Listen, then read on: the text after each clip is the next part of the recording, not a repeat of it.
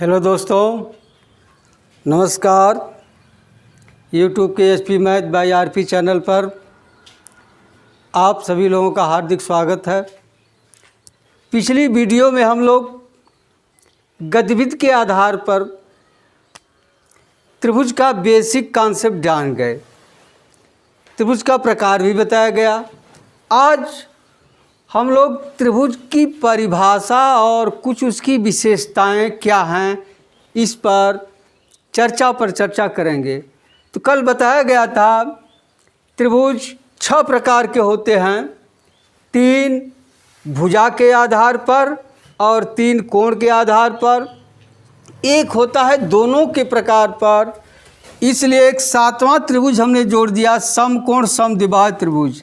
समकोण भी है और इसकी 2 भुजाएं बराबर भी हैं। ठीक है, आइए सबकी परिभाषा देखते हैं। पहला है समबाहु त्रिभुज, इक्विलेटरल ट्रायंगल। समबाहु त्रिभुज किसे कहते हैं? कल आपको चित्र आकृतियां दिखाए थे। ऐसा त्रिभुज जिसकी तीनों भुजाएं आपस में बराबर हों उसे समबाहु त्रिभुज कहते हैं। तीनों भुजाएं आपस में बराबर हों। समबाहु त्रिभुज की क्या परिभाषा होगी? ऐसा त्रिभुज जिसकी तीनों भुजाएं आपस में बराबर हों समबाहु त्रिभुज कहलाते हैं। चलिए लिख लेते हैं। समबाहु त्रिभुज की परिभाषा है समबाहु त्रिभुज ऐसा त्रिभुज जिसकी तीनों भुजाएं आपस में बराबर हों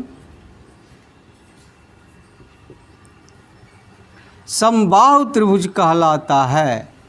समबाहु त्रिभुज कहलाता है। ठीक, अब आप चित्र देखिए, परिभाषा आप जान गए। ऐसा त्रिभुज जिसकी तीनों भुजाएं आपस में बराबर हों समबाहु त्रिभुज कहलाता है। अब आप इसको लिखेंगे कैसे? देखिए, इसको मिटा दे रहे हैं। समबाहु त्रिभुज कब होगा, इसकी क्या शर्त है?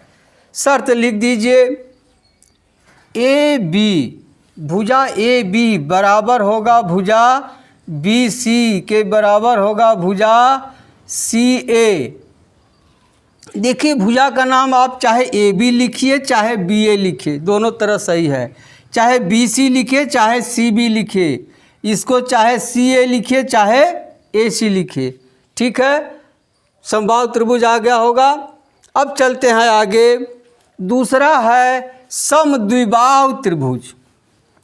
समद्विबाहु त्रिभुज ऐसा त्रिभुज जिसकी 2 भुजाएं आपस में बराबर हों।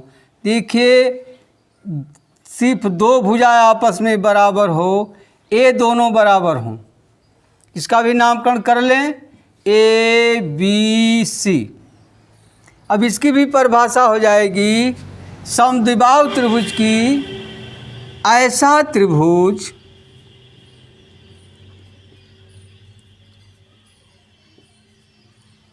जिसकी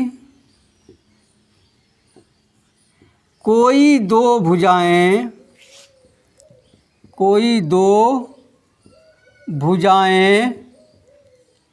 आपस में बराबर हों समद्विबाहु त्रिभुज कहलाता है। समद्विबाहु त्रिभुज कहलाता है। ठीक, ऐसा त्रिभुज जिसकी कोई 2 भुजाएं आपस में बराबर हों समद्विबाहु त्रिभुज कहलाता है। देखिए, यहाँ 2 भुजाएं बराबर लिखा गया है। अब इसको नोट कर लिए होंगे, नोट कर लीजिए। अब इसको संकेत में कैसे लिखते हैं, देखिए यही त्रिभुज है, ए बी बराबर ए सी, ठीक है ना। कोई दो भुजाएं बराबर हैं, या इस तरह से चित्र हो सकता है, ए दोनों बराबर हैं, यहाँ लिख दे रहे हैं ए बी सी, तब यहाँ क्या हो जाएगा, ए बी बराबर बी सी। देख रहे हैं, यही मत देखिए, इसको घुमा सकते हैं भी। अगर ए बराबर नहीं होगा, मान लीजिए ए बराबर है, इसके बराबर है, तब क्या हो जाए, ए बी बराबर ए सी हो जाएगा, ठीक है। अब आपको ये समझ में आ गया होगा। अब चलिए तीसरे त्रिभुज की तरफ चलते हैं। तीसरा है विषम बाहु त्रिभुज। विषम बाहु त्रिभुज, अब इसके शब्द से ही स्पष्ट हो रहा है, विषम जिसकी कोई भुजा सम न हो, यानी ऐसा त्रिभुज जिसकी कोई भुजा आपस में बराबर न हो, ऐसा त्रिभुज जिसकी भुजाएं भिन्न भिन्न नाप की हों, विषम बाहु त्रिभुज कहलाता है, ठीक है। चलिए लिख लीजिए परिभाषा, ऐसा त्रिभुज जिसकी तीनों भुजाएं समान न हों, समान न हों, विषम बाहु त्रिभुज कहलाता है, विषम बाहु त्रिभुज कहलाता है, ठीक। अब इसमें कैसे संकेत में लिखेंगे, ए बी बराबर नहीं है बी सी बराबर नहीं है सी ए, इसमें तीनों भुजाएं आपस में बराबर नहीं होंगी, ठीक है। अब आप तीन जान गए भुजा के आधार पर। अब आइए कोण के आधार पर देखते हैं।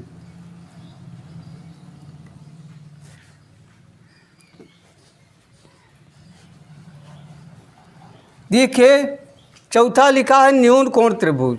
देखिए यह कोण है, यह कोण 90 अंश से छोटा है, यह कोण भी 90 अंश से छोटा है, यह कोण भी 90 अंश से छोटा है। आप न्यून कोण की परिभाषा जानते होंगे, शून्य अंश से बड़े परंतु 90 अंश से छोटे कोण को न्यून कोण कहते हैं। तो इस त्रिभुज के तीनों कोण कैसे हैं, न्यून कोण हैं, इसलिए इसे क्या कहते हैं, न्यून कोण त्रिभुज। तो इसकी परिभाषा क्या हो जाएगी, ऐसा त्रिभुज, ऐसा त्रिभुज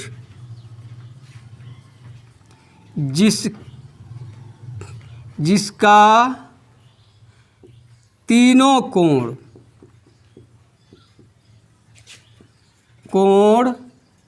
न्यून कोण हो, न्यून कोण हो, न्यून कोण त्रिभुज कहलाता है, न्यून कोण त्रिभुज कहलाता है, ठीक है। ऐसा त्रिभुज जिसके तीनों कोण क्या हो, न्यून कोण हो, यानी 90 अंश से कम हो, वह त्रिभुज कैसा कहलाता है, न्यून कोण त्रिभुज कहलाता है। अब आप इसको कैसे लिखेंगे, कोण ए लेस देन 90 डिग्री, या आप लिख सकते हैं कोण ए, कोण बी, कोण सी न्यून कोण हो, न्यून कोण, या इसे शॉर्ट में लिख सकते हैं लेस देन 90 डिग्री, यानी 90 अंश से छोटे हों, ठीक है। कोण ए भी 90 से छोटा हो, कोण बी भी 90 से छोटा हो, कोण सी भी 90 से छोटा हो, तो इस प्रकार के त्रिभुज को हम क्या कहते हैं, न्यून कोण त्रिभुज। यह न्यून कोण त्रिभुज समबाहु त्रिभुज भी हो सकता है, विषमबाहु त्रिभुज भी हो सकता है, ठीक है, लेकिन समकोण त्रिभुज नहीं होगा। चलिए आगे चलते हैं। अगला है पांचवा समकोण त्रिभुज। अब आप जानते हैं समकोण किसे कहते हैं? 90 अंश के कोण को समकोण कहते हैं। लीजिए यहाँ नाम बदल दे रहे हैं, PQR। देखिए इसका एक कोण कितना है? 90 अंश का है, इसलिए कोण के आधार पर इसको कहेंगे हम समकोण त्रिभुज। समकोण त्रिभुज। अब इसकी परिभाषा लिख लीजिए, ऐसा त्रिभुज जिसका एक कोण समकोण हो। समकोण यानी कै अंश का? 90 अंश। समकोण हो, समकोण त्रिभुज कहलाता है। समकोण त्रिभुज कहलाता है, ठीक। कैसा कहलाता है? समकोण त्रिभुज कहलाता है। अब इसमें कैसे लिखेंगे? कोण PQR बराबर 90 अंश, ठीक है। अब आपको आ गया होगा समकोण त्रिभुज किसे कहते हैं? ऐसा त्रिभुज जिसका एक कोण समकोण हो, समकोण त्रिभुज कहलाता है। अब आ जाइए आगे देखते हैं अधिक कोण त्रिभुज। अगला कोण क्या है? अधिक कोण त्रिभुज। तो देखिए अधिक कोण की आप परिभाषा पढ़े होंगे, अधिक कोण की परिभाषा पढ़े होंगे, ऐसा कोण जिनका मान 90 अंश से अधिक परंतु 180 अंश से कम हो, अधिक कोण कहलाता है। तो उसी तरह से यहाँ देखिए एक त्रिभुज बना दे रहे हैं, इसका एक कोण क्या हो रहा है? 90 अंश से अधिक है। यह कैसा कोण है? अधिक कोण है। अधिक कोण, इसका नाम लिख दें ABC। अब इस कोण के आधार पर इस त्रिभुज को कहा गया अधिक कोण त्रिभुज। तो इसकी परिभाषा लिख लीजिए, ऐसा त्रिभुज जिसका एक कोण अधिक कोण हो। अधिक कोण हो, अधिक कोण त्रिभुज कहलाता है। अधिक कोण त्रिभुज कहलाता है, ठीक है। इसमें क्या लिखेंगे? कोण ABC क्या है? अधिक कोण है। अधिक कोण, ठीक। अब एक सातवां त्रिभुज आ गया, आपकी पुस्तकों में शायद नहीं मिलेगा। इसको कहते हैं समकोण समद्विबाहु त्रिभुज। क्या कहते हैं? समकोण समद्विबाहु त्रिभुज। अब इसका चित्र कैसे बनेगा? देखिए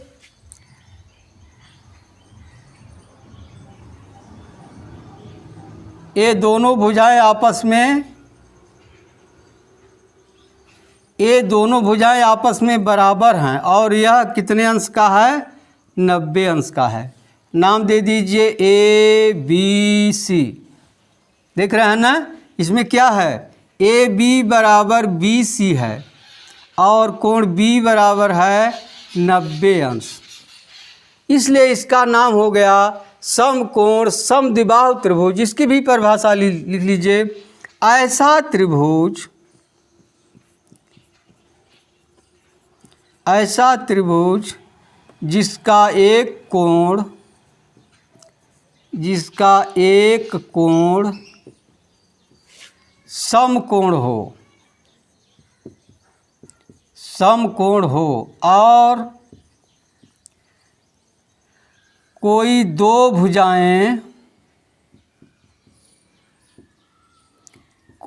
भुजाएं आपस में बराबर हों, आपस में बराबर हों,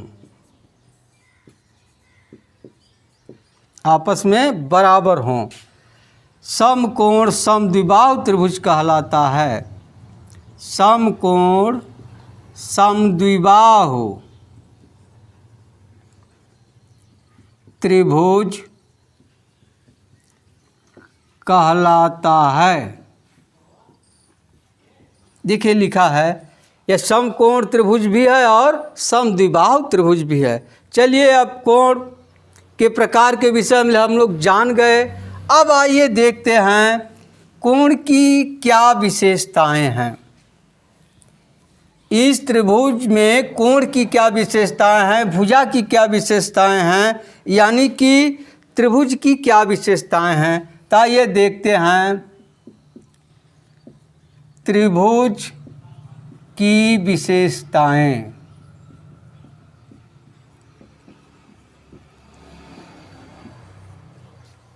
देखिए एक त्रिभुज बना है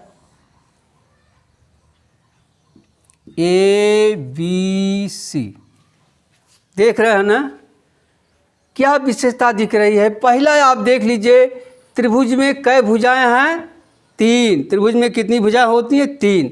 तो पहली विशेषता हो गई, त्रिभुज में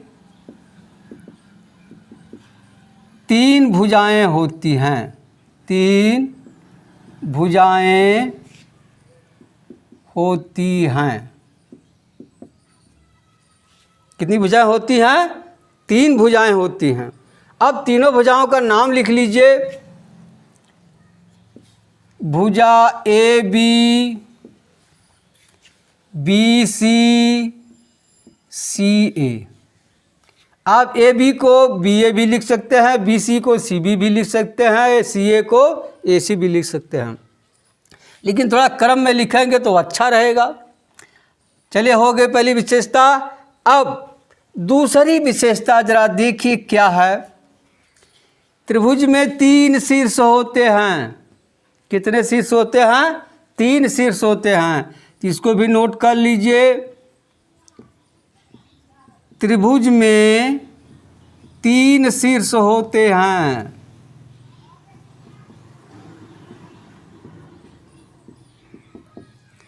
कौन कौन शीर्ष हैं, शीर्ष A, B, C। देख रहे हैं ना, शीर्ष A, शीर्ष B, शीर्ष C। अब कहेंगे शीर्ष किसे कहते हैं, जहाँ त्रिभुज की दोनों भुजाएं आपस में मिलती हैं। जिस बिंदु पर त्रिभुज की 2 भुजाएं आपस में मिलती हैं उस बिंदु को शीर्ष कहते हैं। ठीक है, जिस बिंदु पर त्रिभुज की 2 भुजाएं आपस में मिलती हैं उस बिंदु को त्रिभुज का शीर्ष कहते हैं। ठीक है, हो गया 2। अब आगे देखते हैं और विशेषता सोचिए। त्रिभुज में 3 कोण होते हैं। देखिए 3 कोण है ना। तीसरा लिख लीजिए, त्रिभुज में 3 कोण होते हैं।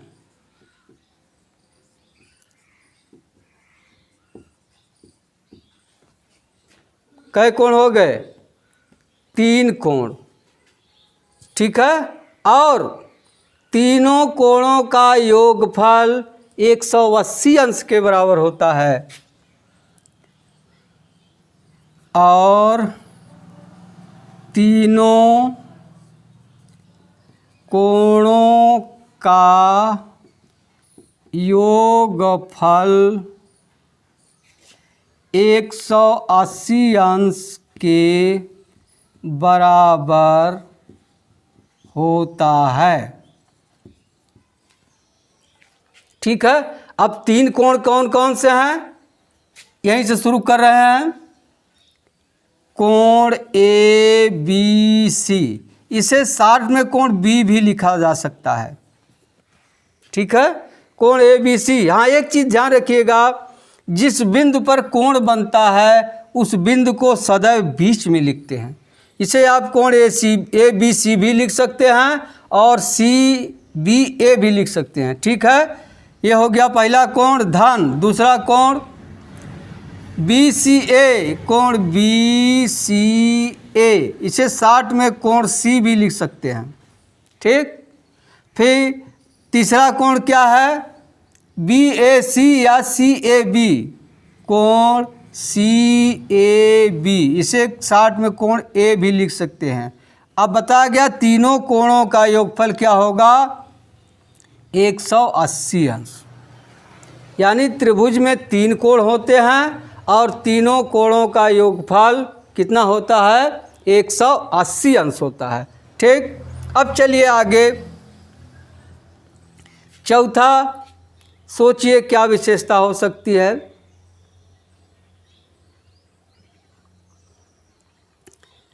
चलिए सोच लिए, अगर त्रिभुज की किसी भुजा को हम इधर बढ़ा दें तो यहाँ भी एक कोण बन जाएगा, लेकिन यह कोण बाहर बनेगा। यहाँ हम अगर डी नाम दे दें, यह कोण बाहर बनेगा ना, तो इसे बाह्य कोण या बहिष्कोण कहते हैं। इस तरह से त्रिभुज को हम तीनों तरफ, तीनों भुजाओं को इधर बढ़ा दिए, ये कोण बन गया। इसको इधर बढ़ा दिए, एक कोण बन गया। कै ठो कोण बन गया, 3 ठो। क्या लिखेंगे, त्रिभुज में 3 बहिष्कोण होते हैं। त्रिभुज के 3 बाह्य कोण, बाह्य कोण या इसे कहते हैं बहिष्कोण।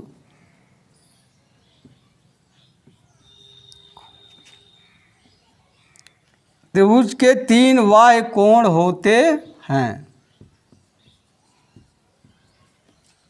कितने बाह्य कोण हो गए, 3। अब देखिए बाह्य कोण में त्रिभुज की आप किसी एक भुजा को एक तरफ बढ़ाएंगे, दोनों तरफ नहीं बढ़ाना है। इधर बढ़ाइए इधर, तो इस भुजा की इधर नहीं बढ़ाना है। अब इस भुजा की इधर बढ़ा दिए तो इधर नहीं बढ़ाना है। इस भुजा की इधर बढ़ा दिए तो इधर नहीं बढ़ाना है। त्रिभुज के 3 बाह्य कोण होते हैं। कितने बाह्य कोण होते हैं, इसे बहिष्कोण भी कहते हैं।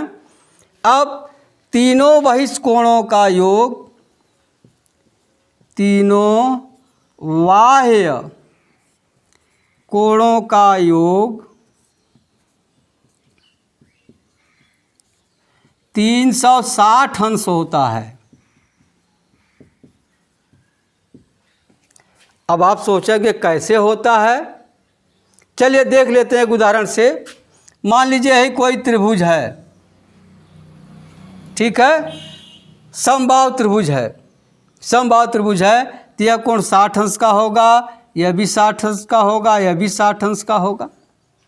अब इसको हम बढ़ा दिए इधर, तो यह कितने अंश का हो गया, देखिए यह रैखिक युग्म बना रहे हैं दोनों कोण, तो यह 60 है तो 120 का होगा।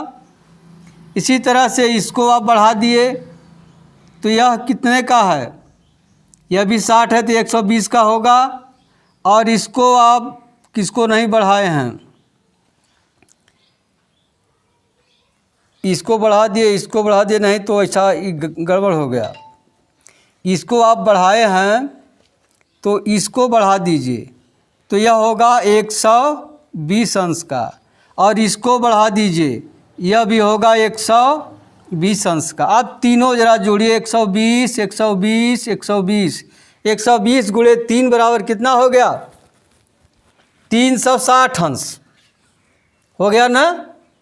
यह कोण यह कोण यह कोण मिलकर कितना हो गया, 360 अंश। या यूँ देखिए, इसे ही कह सकते हैं त्रिभुज का बहिष्कोण, त्रिभुज का बहिष्कोण या बाह्य कोण सुदूरवर्ती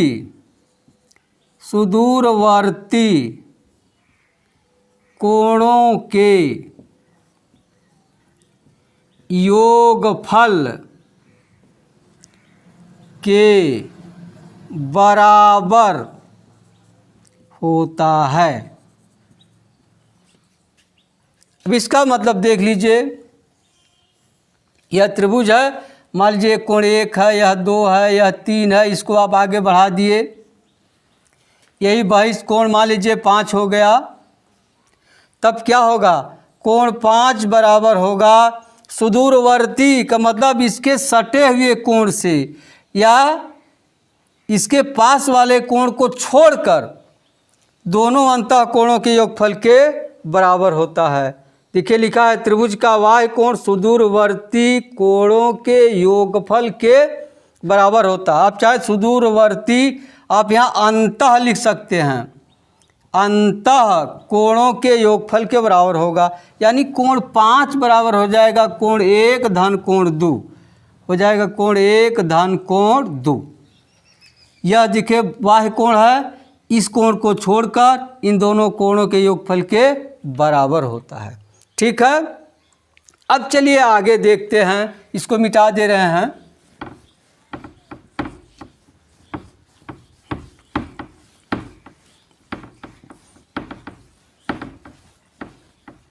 आप देख लिए अंतः कोण देख लिए, बाह्य कोण देख लिए।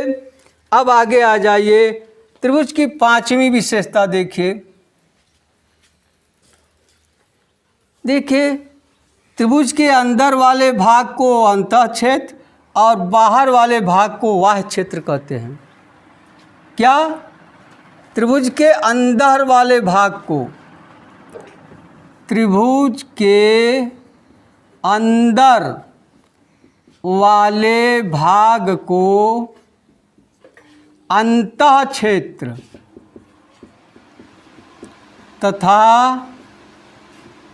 बाहरी भाग को बाह्य क्षेत्र कहते हैं।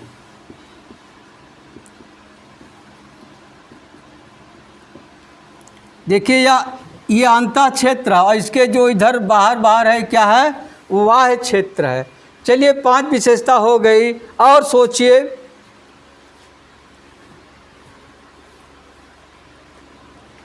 चलिए 6वां देखिए। त्रिभुज की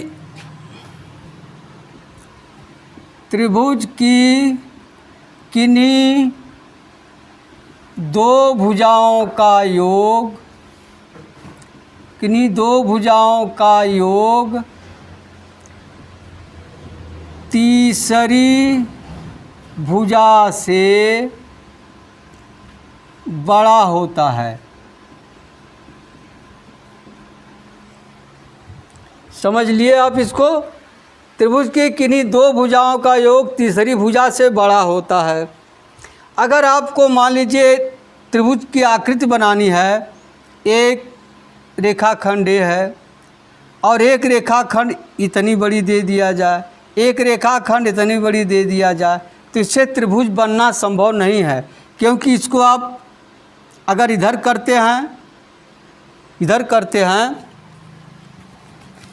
जैसे मान लीजिए यही कलम है, यह है, देख रहे हैं ना, और यहाँ से जब तक यहाँ तक नहीं लेंगे तब तक यह बनेगा नहीं। अगर छोटा सा ले रहे हैं इस तरह से तो इसको पाएगा नहीं, पा ही नहीं रहा है, छोटा हो जाएगा। इस तरह से त्रिभुज में किन्हीं 2 भुजाओं का योग तीसरी भुजा से बड़ा होता है, होना चाहिए। जैसे यही त्रिभुज मान लीजिए ABC है, ABC, तो ध्यान दीजिए क्या होगा, AB धन BC हमेशा बड़ा होना चाहिए AC से, या BC धन CA हमेशा बड़ा होना चाहिए AB से, या CA धन AB बड़ा होना चाहिए हमेशा, CA धन AB से बड़ा होना चाहिए किससे, BC से। ध्यान रखिए, बहुत ज़रूरी बात है, बहुत इम्पॉर्टेंट बात है। त्रिभुज की किन्हीं 2 भुजाओं का योग तीसरी भुजा से बड़ा होता है। ठीक है, अब अगली विशेषता सोचिए।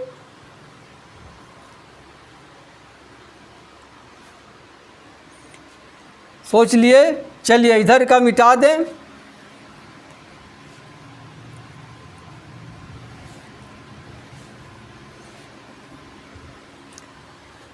देखिए अगला है 7वां,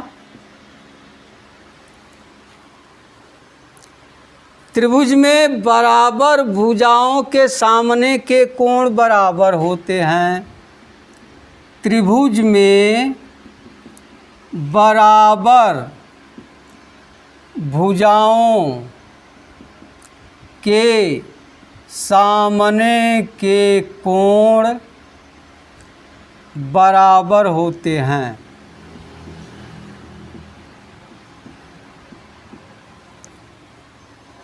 ठीक है। अगर मान लीजिए इसमें तीनों भुजाएं बराबर हों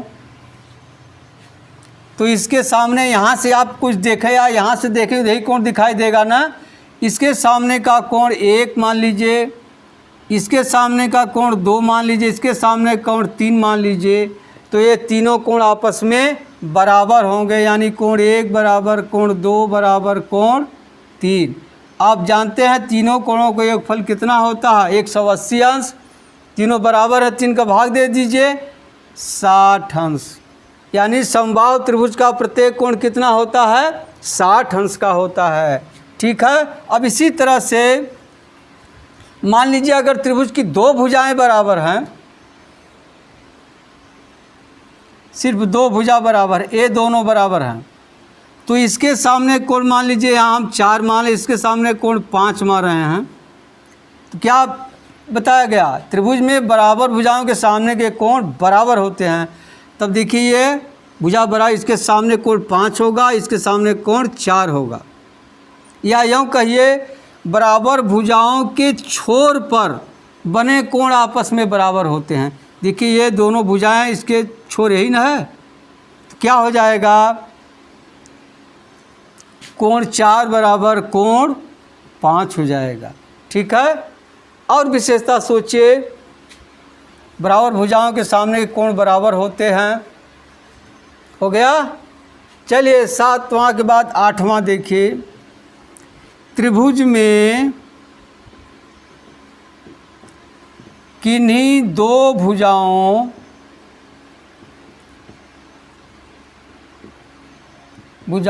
के मध्य बिंदुओं से मिलाने वाली रेखा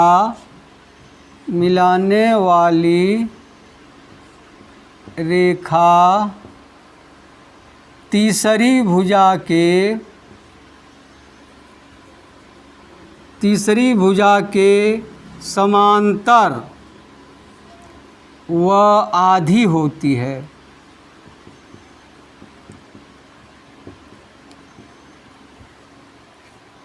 नोट कर लीजिए, त्रिभुज में किन्हीं 2 भुजाओं के मध्य बिंदुओं से मिलाने वाली रेखा तीसरी भुजा के समांतर व आधी होती है। ठीक है, लिख लिए। चलिए चित्र देख लीजिए। मान लीजिए चित्र है, त्रिभुज का नाम रख दें ABC। अब इस भुजा का मध्य बिंदु है, मान लीजिए इस भुजा का मध्य बिंदु है, मान लीजिए। अब इसको अगर आप मिलाएंगे तो यह मान लीजिए यहाँ रख दे रहे हैं PQ, तो हो जा PQ समानांतर होगा BC के, और इसकी यह आधी होगी, यानी PQ बराबर हो जाएगा BC/2। जान लीजिए, बहुत महत्वपूर्ण चीज़ें हैं। त्रिभुज में किन्हीं 2 भुजाओं के मध्य बिंदुओं से मिलाने वाली रेखा तीसरी भुजा के समांतर व आधी होती हैं। चलिए अब अगली विशेषता सोचिए।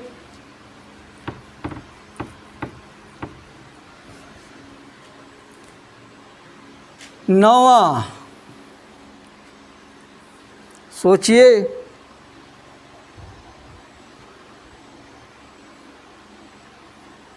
हाँ देखिए, प्रायः देखने को मिलता है, यह कोई गारंटी नहीं है। यदि त्रिभुज को त्रिभुज को ए बी सी के नाम से प्रदर्शित करते हैं, तो जिस नाम से यह अक्षर प्रदर्शित किया गया है या शीर्ष प्रदर्शित किया, उसके सामने वाली भुजा को उसके छोटे अक्षर से प्रदर्शित करते हैं। अगर यहाँ ए है तो यहाँ ए लिखेंगे, यहाँ बी है तो इसको बी, और यहाँ सी है तो इसको सी।